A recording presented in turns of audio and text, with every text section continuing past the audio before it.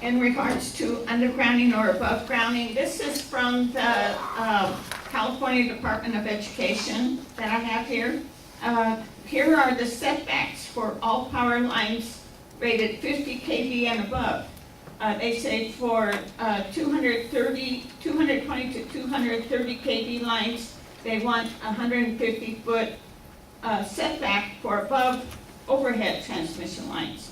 For underground, they want 37.5 feet. So that's for schools. So if they're allowing less for schools, that means they're okay for undergrounding versus overhead. There you go.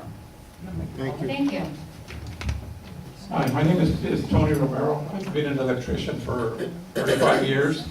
And part of the thing about the electromagnetic waves, when you go underground, usually it's like a 4 or 5 foot wide trench, probably 12 feet deep. And once they run the power lines down there, they encase them in concrete. And because the power lines, it's AC, it runs in both directions. So having the three-phase power lines all together, they sort of neutralize themselves and they don't put out as much EMF, electromagnetic waves, as compared to when they're overhead. A 230,000 volt power line will produce a magnetic wave or EMF of around 10 feet, which would be 20 feet diameter.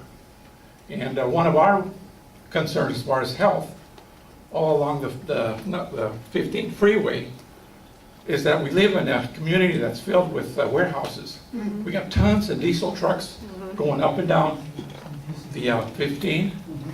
Now we have these overhead power lines producing this EMF radiuses of over 20 feet per line. All the fumes from the diesel trucks produce what they call corona ions. They ionize the air, they energize it. Think of what they do when they do painting, when they use powder coating.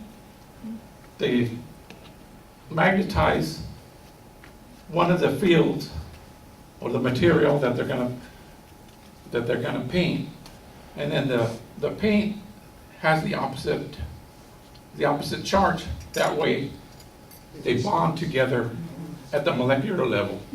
So if we have all these pollutants coming up from the diesel trucks, they are getting energized, and then as they come across into our residences, our children, our elderly are breathing them in, and they stand more chance of adhering to our chest, to our lungs.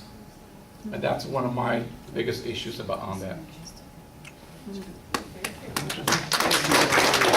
Thank you.